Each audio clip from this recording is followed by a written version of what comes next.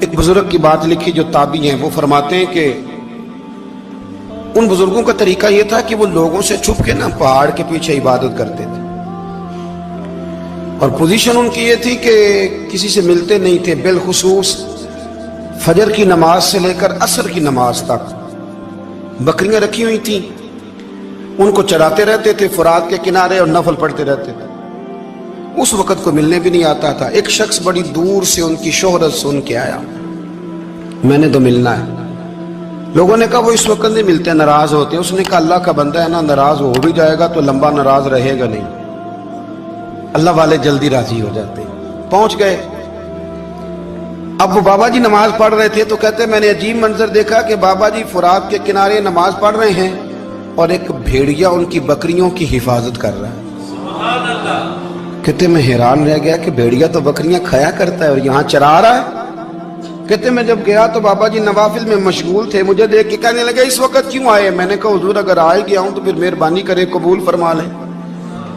میں بیٹھ گیا تو میں نے کہا حضور یہ بھیڑیا بکریاں چرا رہا ہے، بھیڑیا اور بکریے کی صلح کب سے ہو گئی؟ تو فرماتے ہیں لمبی تقریر نہیں، ہلکا سا جملہ۔ فرمانے لگے جب سے بکریوں کے مالک نے رب سے صلح کر لی ہے نا،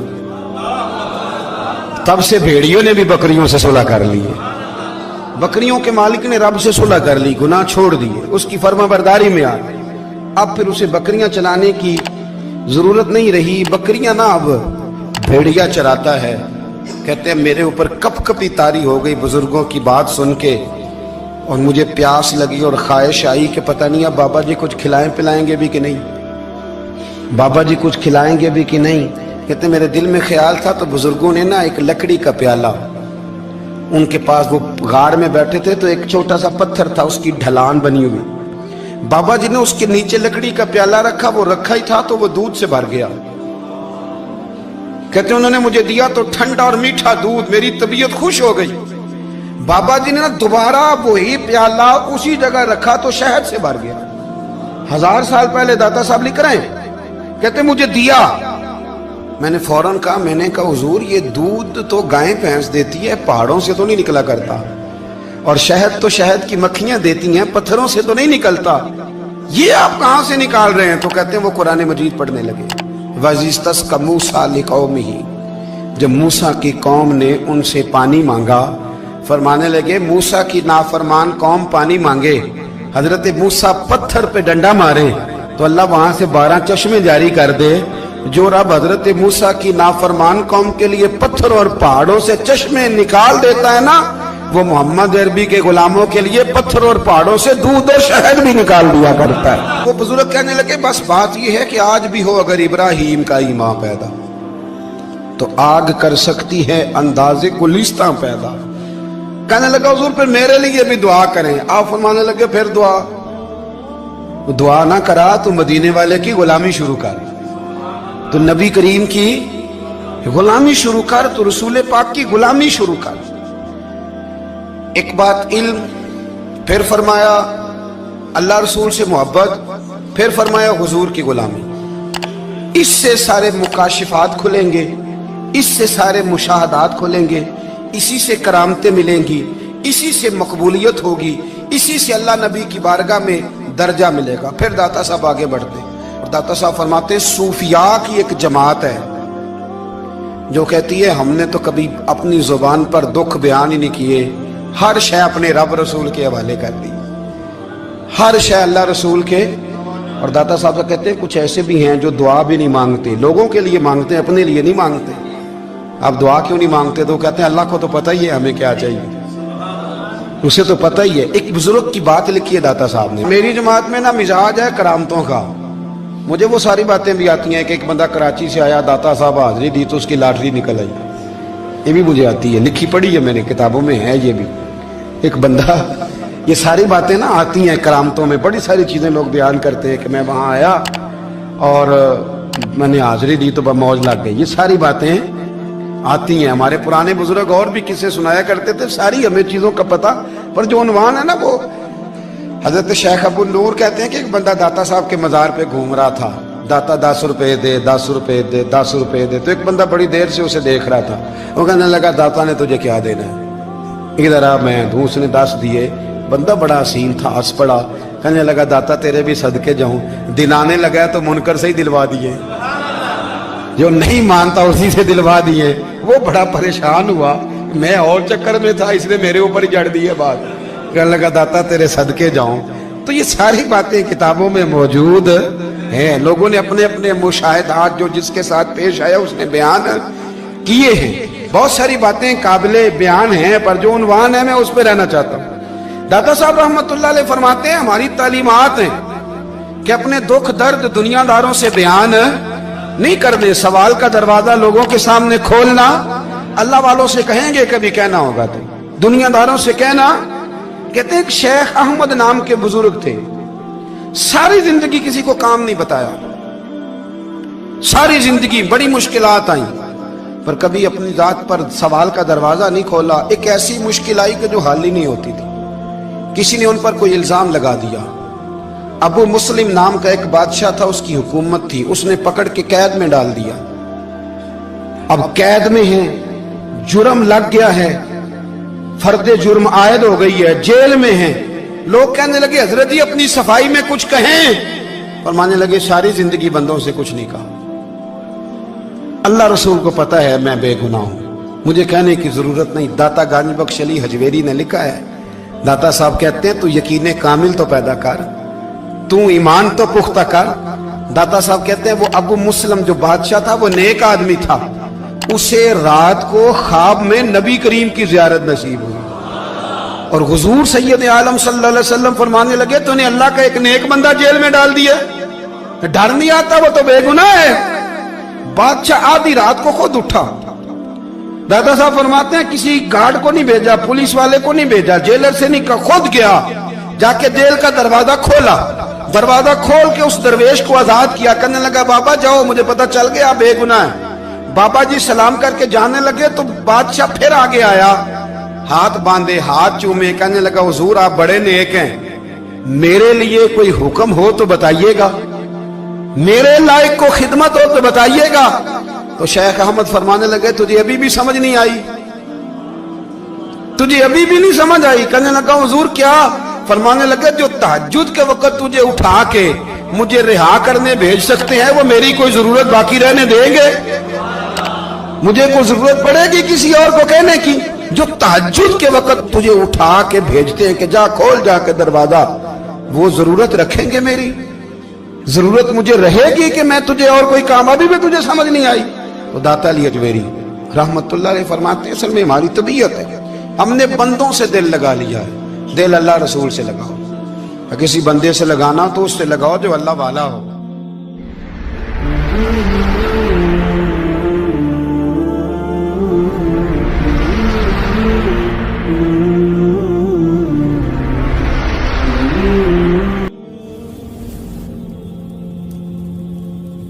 ये वाला रंग तेरे अंदर कोई नहीं। अबू सुफियान आए उन दिनों जिन दिनों हालात बड़े कठिन थे, इख्तलाफ शिद्दत का था। अबू सुफियान आए हुजूर की बारगाह में। आए किस लिए? मक्के में कहत पड़ गया है, बारिश नहीं होती। उधर उस समामा बिन असाल यमामा कबीले के सरबराह कलमा पढ़ के मुसलमान हो गए। सारी गंदम उस कबीले से आती थी। समामा कहने लगा तुम मेरे मुस्तफा को नहीं मानते, कोई गंदम नहीं, भाग जाओ। एक बारिश कोई नहीं, दूसरी गंदम कोई नहीं। अबू सुफियान तड़प के दरे रसूल पे हाजिर हुए।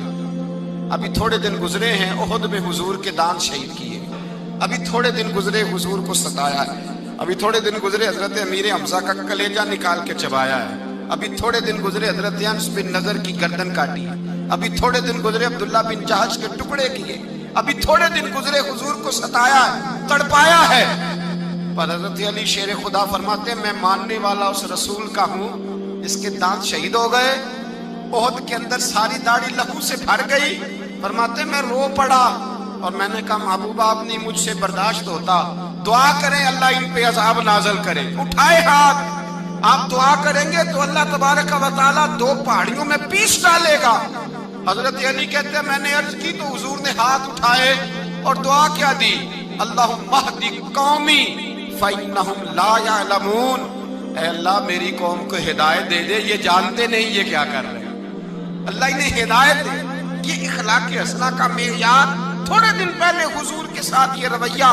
ابو سفیان اب بے حال ہو گئے, بچے بھوک سے مرنے لگے, جانور پیاس سے مرنے لگے. ابو سفیان چھپتا چھپاتا کہنے لگا چارہ کوئی نہیں, مصطفیٰ کے پاس جانا ہی پڑے گا. ابو سفیان مدینے پہنچ گئے.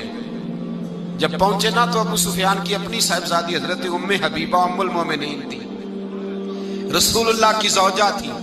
ابو سفیان جب آئے تو حضرت ام حبیبہ کے پاس سیدھے ان کے گھر گئے بیٹی سے ملنے. حضور کا بستر بچھا ہوا تھا. حضرت ام حبیبہ حضور کی زوجہ ام المومنین بستر بچھا ہے. ابو سفیان بیٹھنے لگے, جناب ام حبیبہ کہنے لگی ابا جی ٹھہر جائیں. وہ ٹھہرے تو بستر سمیٹ دیا. کہنے لگے بیٹی شاید تیرے گھر میں کوئی قیمتی بستر نہیں, غربت چھپانے کے لیے بستر سمیٹ رہی ہو. جناب ام حبیبہ کہنے لگی ابا تو مسلمان نہیں نہ ہوا, ابھی تیری سوچ کافروں جیسی ہے. تو یہاں آ کے کھڑا ہونا جہاں میں کھڑی ہوں, پھر تجھے رسول اللہ کی محبت کے رنگ کا پتہ چلے. تو ابھی کھڑا وہاں ہے جہاں تجھے کفر ہی کفر سنائی اور سجائی دیتا ہے. بستر اس لیے نہیں سمیٹا کہ معاذ اللہ کم قیمت تھا, میں نے اس لیے سمیٹا ہے کہ تو نجس ہے, ناپاک ہے, ابھی کلمہ نہیں پڑھتا. اور یہ اس رسول کا بستر ہے کہ جو بستر میں موجود ہوتے ہیں تو جبریل امین قرآن لے کے تشریف لے آتے ہیں. ذرا وجود اس قابل نہیں کہ یہاں بٹھایا جائے. نبی پاک صلی اللہ علیہ وسلم کی بارگاہ تک ابو سفیان آئے. ابو سفیان کہتے ہیں مجھے امید نہیں تھی, ابھی سوچ نہیں نہ بدلی تھی. کہتے مجھے امید نہیں تھی, میرا خیال تھا وہ شکوے کریں گے, شکایتیں کریں گے, وہ کہیں گے تم نے بھی تو بڑا کچھ کیا ہے نا. ابو سفیان کہتے ہیں میں قربان جاؤں, میں نے یہ رنگ دیکھا تو مدینے کی فضا ویسے ہی بڑی ٹھنڈی تھی, لیکن مصطفیٰ کریم کے ساتھ جب میں نے بات کی تو میرے وجود پر گریہ طاری ہو گئی, میرے اوپر کیفیت طاری ہو گئی, میں تڑپنے لگا. کہتے ہیں میں نے کہا محبوبہ میں آیا ہوں, آپ کا کلمہ پڑھتے ہی سمامہ نے گندم بند کر دی ہے, بارشیں رک گئی ہیں, مکے کے لوگ بھوک اور پیاس سے مرنے لگے ہیں. محبوبہ بیٹیاں روتی ہیں, یا رسول اللہ مائیں ان کی چھاتیوں میں دودھ خشک ہو گیا ہے, بچے بلکتے ہیں. ابو سفیان کہتے ہیں میں دشمن تھا, سارے مکے کے لوگ دشمنی کرتے تھے, لیکن جب میں نے یہ لفظ کہے نا اچانک میری نظر اٹھی تو مصطفیٰ کریم کی تو آنکھیں آنسو برسا رہی. کہتے ہیں میری بات بھی مکمل نہ ہوئی, حضور نے پہلے رکا منگوایا, سمامہ کے نام فرمایا پہلے تو انہیں غلہ اپنی مرضی سے دیتا تھا, اب تیرے نبی کا حکم ہے کہ پہلے سے بڑھ کر تو انہیں غلہ دینا ہے. اور پھر میرے مصطفیٰ نے ہاتھ اٹھائے. او بھائی مشکل ہوتا ہے, مشکل ہوتا ہے. سگے بھائی کے لیے لوگ دعا نہیں کرتے, کہتے میرا شریکہ ہے. ساس بہو کے لیے بہو ساس کے لیے دعا نہیں مانگتی, کہتے اختلاف ہے. لوگ لوگوں کی زندگی نہیں مانگتے, بیماری میں شفا نہیں مانگتے. ابو سفیان کہتے ہیں آمنہ کے لال تیرے قربان جاؤں. حضور نے ہاتھ اٹھائے اور کہا اے اللہ مکے کی سنگلاخ پہاڑیوں پہ بارش برسا, اے اللہ کھیتیاں ہری کر دے, اے اللہ ماؤں کی چھاتیوں میں دودھ بھر دے, اللہ عورتوں کو تازگی دے دے, بچوں کو رانائی دے دے, پھلوں پھولوں کو تازگی دے دے. ابو سفیان کہتے پہلے حضور رو رہے تھے, اور جب نبی پاک کی دعا دیکھی تو میں نے رونا شروع کر دیا, میں نے رونا شروع کر دیا. کہتے واپس آیا تو وہ احساس کہ یار یہ میں کس شخص سے مل کے آیا ہوں, یہ کس قسم کے آدمی سے مل کے آیا ہوں, یہ کیسا رنگ ہے, یہ کس قسم کا انداز ہے کہ جس کو میں پتھر مارتا رہا وہ میرے لیے دعائیں لے کے بیٹھا ہوا ہے, جس کو ساری زندگی ستایا ہے وہ میرے بچے کے لیے روتا ہے, میری بیٹی کے لیے اس کی آنکھ میں آنسو ہیں, وہ ہمارے لیے تڑپ رہے ہیں. میرے بھائیوں, ابو سفیان کہتے ہیں پھر دوسرا جلوہ میں نے تب دیکھا جب حضور مکے آئے, اور میں تو آخر تک لڑنے آیا تھا نا, حدیبیہ تک. کہتے ہیں جب رسول پاک مکے آئے اور حضور نے اعلان معافی کیا تو بنتا تو یہ تھا کہ مجھے سزا ملتی, لیکن میرے مصطفیٰ کریم نے فرمایا جو ابو سفیان کے گھر میں چلا جائے گا میں اسے معاف کر دوں گا. کہتے ہیں میں نے کہا یہ میرے لیے کس قسم کی سزا تجویز کی ہے کہ میں عمر بھر دشمنی کرتا رہا اور یہاں رنگ عجیب ہے. حضور نے میرے لیے ہی اعزاز لکھ دیا, فرمایا جو ابو سفیان کی حویلی میں داخل ہو گیا میں نے معاف کیا. ابو سفیان کہتے ہیں پتہ نہیں کتنے پردے تھے جو اٹھ گئے, پتہ نہیں کتنی منزلیں تھیں جو طے ہو گئی, پتہ نہیں کتنے جلوے تھے جن کا نظارہ ہو گیا.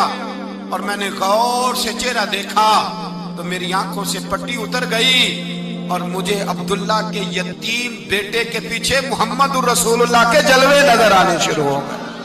اخلاقی قدریں جب موجود رہتی، یہاں تو لوگ مرے ہوئے شخص کو مارتے ہیں، یہاں تو سڑک پر کتنی گراوٹ ہے اور کتنا گر گیا ہے، اخلاق ان لوگوں کا ایکسیڈنٹ ہو گیا ہے، ٹرین کی پٹری سے اتر گئی ہے، چیخ و پکار ہے، آہیں ہیں، تڑپنا ہے، رونا ہے، سسکیاں ہیں، ماں کا بازو کٹا ہے پر وہ چیختی ہے ذرا میرے بیٹے کا پتہ کرو، باپ کی آنکھوں میں ریت پڑ گئی ہے پر وہ تڑپتا ہو میرا بیٹا تھا، چیخ و پکار ہو رہی ہے۔